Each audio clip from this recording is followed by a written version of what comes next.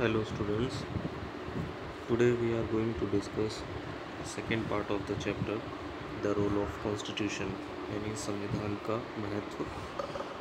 So let's start. The laws aims at the people's welfare.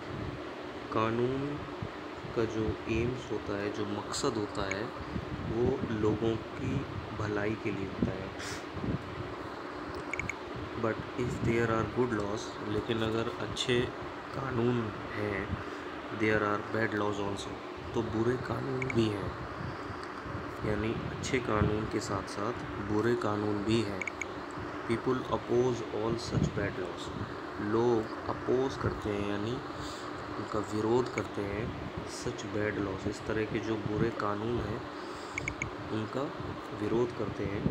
We had the people with immense patriotic sense who had too long opposed every illegal law passed by the British government when there was a deliberate attempt on the part of British to put restriction on vernacular press by passing the Vernacular Press Act in 1878. यानी हमारे देश में ऐसे बहुत से लोग थे जिनमें immense means a lot of, बहुत ज़्यादा, पैट्रियोटिक मीन्स देशभक्ति की भावना थी, और जिन्होंने लंबे समय तक अपोज किया हर तरह के अवैध इलीगल जो लॉज थे, जो अवैध थे, जो देश हित में नहीं थे, जिनको ब्रिटिश गवर्नमेंट के द्वारा पास किया गया था. When there was a deliberate attempt on the part of British to put restriction on. और जब वर्नाकुलर प्रेस के द्वारा, जब वर्नाकुलर प्रेस एक्ट जो 1878 में पास किया गया, तो उन्होंने फेरोशियसली मीन्स बहुत बड़ी मात्रा में इस कानून का विरोध किया. Oppose the move people came in unity, और बहुत से लोग जो है एकजुट हो गए, उनमें यूनिटी हो गई, उनमें एकता की भावना पैदा हुई. And opposed the move at the time of the partition of Bengal in 1905. और जब सन 1905 में बंगाल का विभाजन हुआ, उस समय पर लोगों ने इस तरह के कानून का विरोध किया. साल्ट सत्याग्रह यानी नमक सत्याग्रह. The Congress launched the civil disobedience movement in 1930 under the leadership of Gandhi ji. Gandhi ji के नेतृत्व में, लीडरशिप में, नेतृत्व में, अगुवाई में सिविल डिसओबीडियंस मूवमेंट यानी सिविल डिसओबीडियंस मूवमेंट को कहेंगे सविनय अवज्ञा आंदोलन. डिसओबीडियंस मीन्स अवज्ञा यानी बात ना मानना, मूवमेंट मीन्स आंदोलन, और सिविल मीन्स सविनय. तो ये आंदोलन 1930 में महात्मा गांधी के अगुवाई में शुरू किया गया. It started with the Dandi march. और दांडी मार्च, दांडी जो है वो एक गांव का नाम है जिसका जिक्र आगे किया जाएगा. वहाँ उन्होंने मार्च किया, वहाँ तक वो पैदल चल के गए और पैदल चल के उन्होंने विरोध प्रकट किया, इसलिए इसको दांडी मार्च कहा गया. Gandhi ji and some of his followers left the Sabarmati Ashram at Ahmedabad on March 12, 1930 and travelled towards Dandi, a village on the India's west coast. Gandhi ji और कुछ उनके जो अनुयायी थे, जो उनके मानने वाले थे, जो उनको फॉलो करते थे, उन्होंने 12 मार्च 1930 को अहमदाबाद में जो उनका साबरमती आश्रम था उसको छोड़ दिया और दांडी के लिए यात्रा की. दांडी भारत के पश्चिमी तट पर बसा हुआ एक गांव का नाम है. एट दांडी में Gandhi ji protested against the salt law. Gandhi ji ने जो नमक कानून था, साल्ट लॉ, जो नमक कानून बनाया गया था ब्रिटिश गवर्नमेंट के द्वारा, जिसमें ये कहा गया था कि salt was monopoly of the British government, कि नमक पर ब्रिटिश जो सरकार है उसका ही अधिकार है. And no Indian was allowed to make it. और नमक बनाने का अधिकार किसी भी भारतीय को नहीं दिया गया है. ऐसा ब्रिटिश गवर्नमेंट ने एक कानून पास किया था। तो उसी कानून का विरोध गांधी जी ने किया था बाय मेकिंग सॉल्ट हिमसेल्फ। उन्होंने स्वयं से ही नमक बनाया and disobeying the order made by the British government. और ऐसा करके उन्होंने ब्रिटिश गवर्नमेंट के द्वारा जो कानून बनाया गया था उसको डिसओबे कर दिया, यानी उसकी अवज्ञा कर दी, उसको मानने से इनकार कर दिया। This marked the beginning of the civil disobedience movement. और इससे सविनय अवज्ञा आंदोलन की शुरुआत हो गई। The civil disobedience movement carried forward the unfinished work of the non cooperation movement. और सविनय अवज्ञा आंदोलन के माध्यम से उन्होंने जो असहयोग आंदोलन था उसकी जो कमियां थी, जो अनफिनिश्ड वर्क यानी ऐसे काम जो पूरे नहीं हो पाए थे, वो उन्होंने इस सिविल डिसओबीडियंस मूवमेंट के माध्यम से आगे करे। The whole country became involve in it. और इस काम में पूरे देश ने उनका साथ दिया। Anti liquor agitation post 1947। सन 1947 का जो शराब विरोधी जो कानून था उसके बारे में बताया गया है। Another social evil that has resulted in the ruin of many people's lives.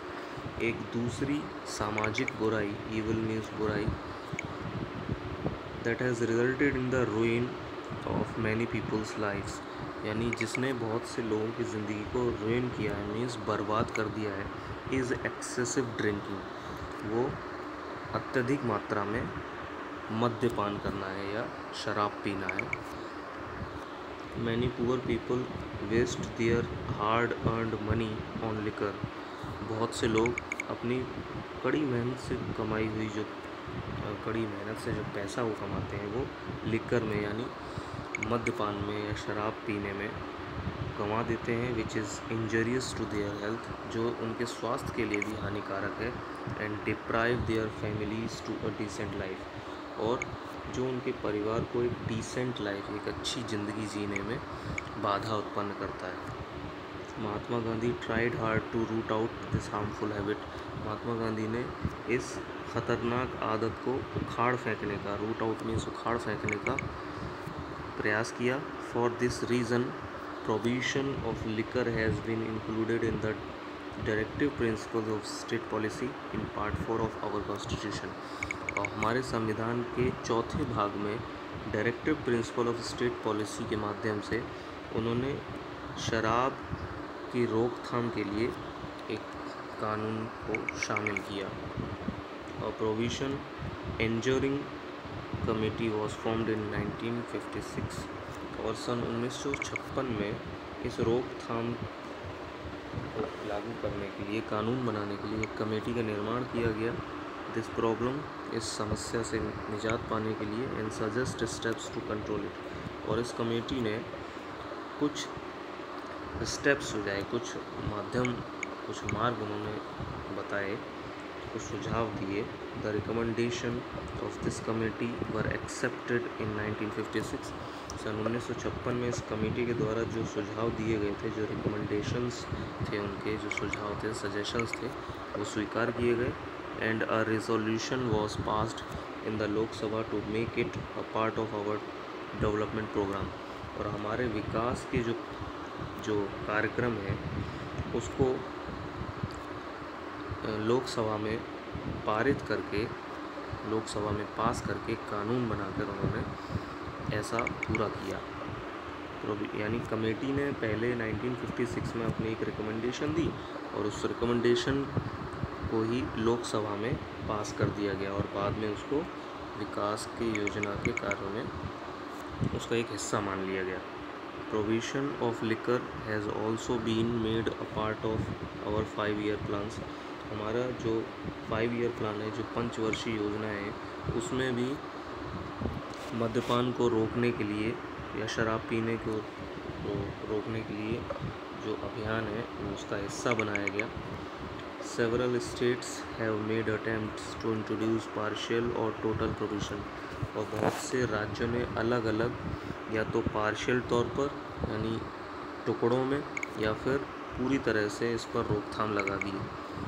along with the laws, social awareness is very important to control evils like drinking and practices like dowry.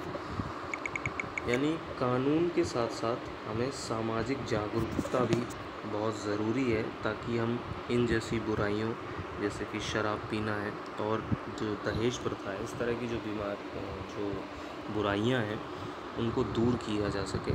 तो इसके लिए हमें कानून के साथ साथ सामाजिक रूप से भी जागरूक होना बहुत ज़रूरी है।